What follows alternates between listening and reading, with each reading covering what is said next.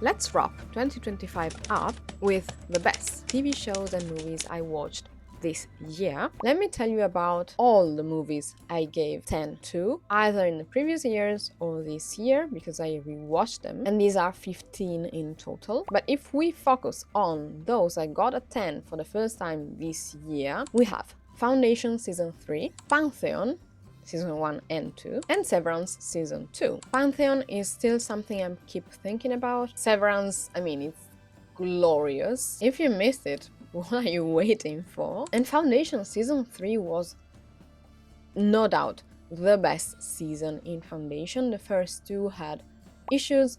I gave you a spoiler-free summary and a mini discussion at the beginning of my Foundation review video, so that if you want to watch it, you can watch it, and then I give you a spoiler alert. But I highly recommend you keep going if you were about to give up after the first or the second season, or halfway through one of those, because the third one was a masterpiece. I haven't rewatched it yet.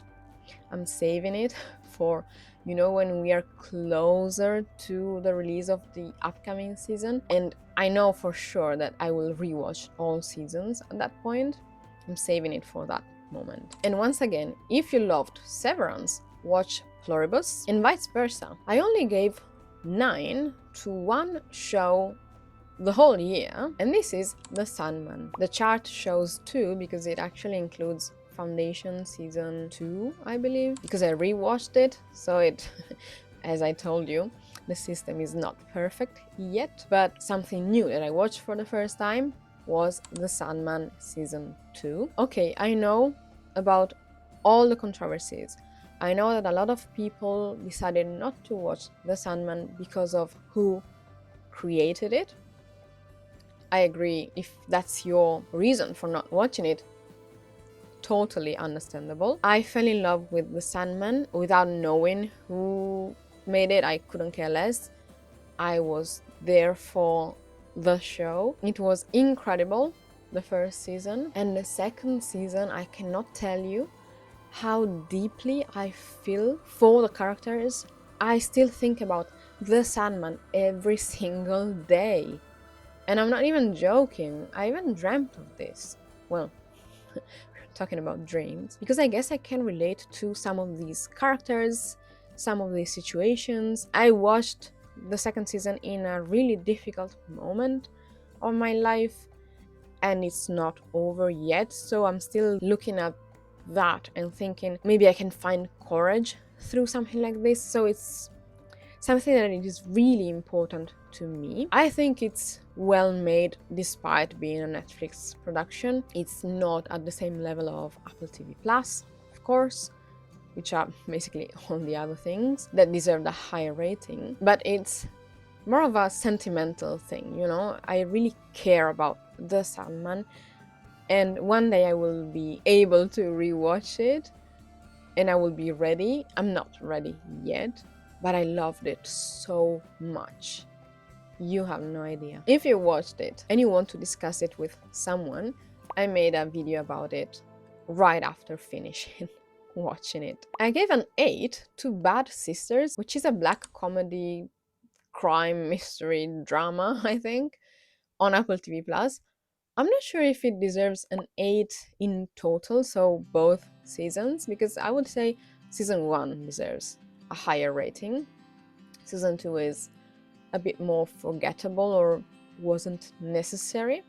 So maybe now I would give it a lower rating overall, but this was what I gave it. And finally, for number 7, which are the highest ratings I gave per month, so more regularly, let's go month by month at this point. Here I have The Calendar Killer and Time After Time. These are all things that if they have a 7, I recommend them. And maybe they weren't perfect, or there was something else that maybe could have been improved upon, but to me 7 is good. In February we have Primer and Time Lapse. As you can tell, maybe I was preparing the video about time travel, and some of these ended up in the video for this reason, because I really enjoyed them. Even more so for Primer, if you watched it and you didn't enjoy it the first time around, watch one of those videos that explain the whole time travel in the movie and watch it afterwards, because it's way more enjoyable this way. Whereas if you watch it once and you don't get it and you're annoyed because you didn't get it, then you will never appreciate it. And that's a pity, because I mean, if you're into time travel films, you should watch it. It's definitely one of the best time travel systems that has ever been portrayed in a movie. In April we have Cassandra and Identity. I recommend them both. They're both more like mystery crimes. Cassandra is about AI as well.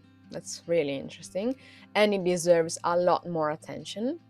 But since it's a German TV show, nobody knows about it. In May I watched Gifted Hands, the Ben Carson story, Mind Cage, Paradise, and then When Life Gives You Tangerine. These are all very different. Gifted Hands is one of those that I might rewatch over time and find comfort in them, because it's a biopic that I really love. Mind Cage, I heard bad reviews of after watching it, and I get it. I don't know, I enjoyed it.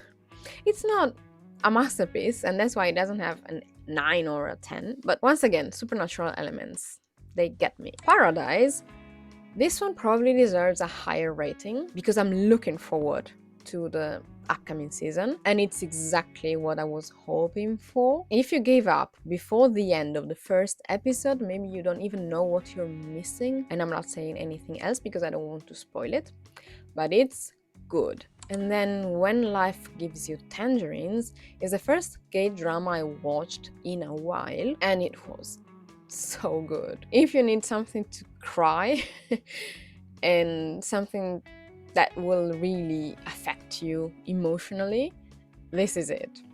Plus, the soundtrack is still stuck in my head.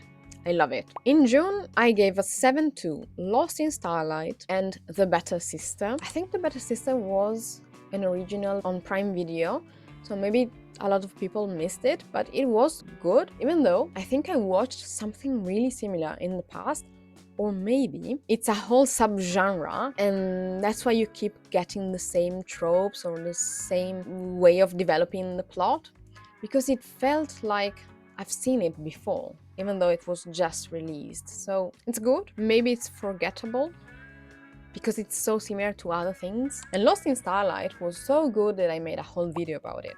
It's an animated sci-fi movie. You can find it on Netflix. In August, I watched Coach Carter and The Thursday Murder Club. I would say, okay, Coach Carter is once again a biopic, one of those that really affect you emotionally, but it has to do with sports, and I don't like movies about sport, even though a bunch of those have this kind of inspiring story behind it and they may be worth it because of that rather than the sport itself. But I mean, the acting was really good. Whereas The Thursday Murder Club maybe deserves a bit less than that, because all the cast except for one person was great, but I think they should have split it into a mini-series or something, because it was too jam-packed and you couldn't savor it. I feel like it was one of those British murder mysteries that needs some more time and you need to meet the characters and get to know them properly, whereas you were not given that time, and that's a pity. But it was enjoyable, so maybe yes, I would give it a 6 now, let's say. In October, the ones I gave a 7 to were Enigma, Harlan Coben's Lazarus, My Girl, Stardust, and The Life of David Gale. Once again, they're all different from one another. Enigma really shocked me because I have no idea how I missed it. It's exactly the kind of film I love, and since I rewatched multiple times The Imitation Game, I don't really know how I missed this one. There is some criticism, I believe, around the fact that they made the main character straight in this movie. I don't really know why they did it, and the whole story is told with a different perspective. Honestly, the two films don't match, so you can enjoy them separately for different reasons, I think. I enjoyed the mystery more here, and the acting, and the setting. For Harlan Coben's Lazarus, I must admit, I don't know why, but British specifically, British Harlan Coben adaptations are my thing. I enjoy them. I try to watch the other ones, like the Polish, the maybe South American or Spanish, I don't remember. Those didn't work for me, mostly, but this one was good. Honestly, good. If you're into crime, mystery, anything British, yes. My Girl, now I get it why someone recommended it back in summer, and it was only available to me in October. That's why I watched it, because it appeared, you know. It was really good. Stardust, I was sure I had watched it when I was a kid. No, I was not familiar with this story. It's really good, and I have a personal problem seeing the main actress here as this innocent girl who is, let's say, the damsel in distress, even though it's not exactly that, because she can only play, in my head, can only play one character, because I'm way too familiar with Homeland. I watched it multiple times, and Carrie is only Carrie. Like, I cannot see her anywhere else, or not as easily, but it's good. And finally, The Life of David Gale. Well, the title didn't tell me anything, and maybe that's why I never looked into it. I found it accidentally on TV, and it was really, really good. It would have been perfect in the courtroom movies. I have a video about it. Just add this one to that list. Then in November, two surprises, let's say, The Holdovers and The Secret Scripture. We just talked about this one, but The Holdovers, I don't know, I never even heard of it. It appeared this holiday season, and I didn't think it would be suitable for the holidays. Maybe the plot summary or something didn't sound appealing at first. So it took me a few weeks to decide, okay, maybe it's worth it. And yes, it is. It's so good, but you have to be in the right mood for it because of the sharpness of the dialogues and the situations in which the characters find themselves in. It might be tricky, it might even trigger something for you, so just be in the right mindset. But I believe the plot summary already gives you a hint. And it's not all rainbows and sunshine, let's say. But it's a great Christmas movie. And then the highest rating I gave for December doesn't really matter, because everything that had a really high rating is a rewatch.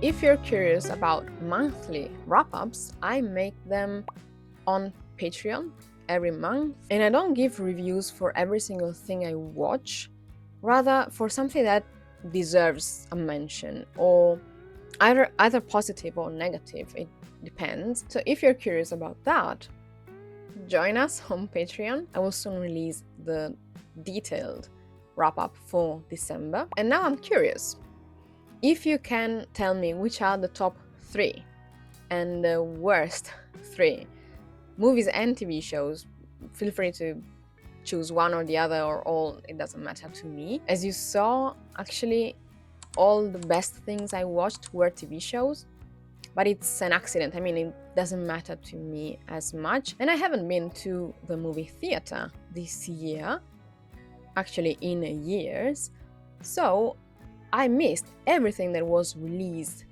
in theaters. And maybe your wrap-up will be different because of that.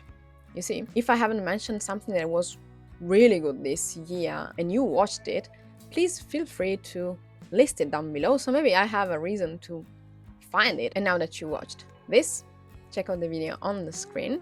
Don't forget to hit the notification bell so you won't miss my upcoming videos. Thank you so much for watching, and I will see you in the next one.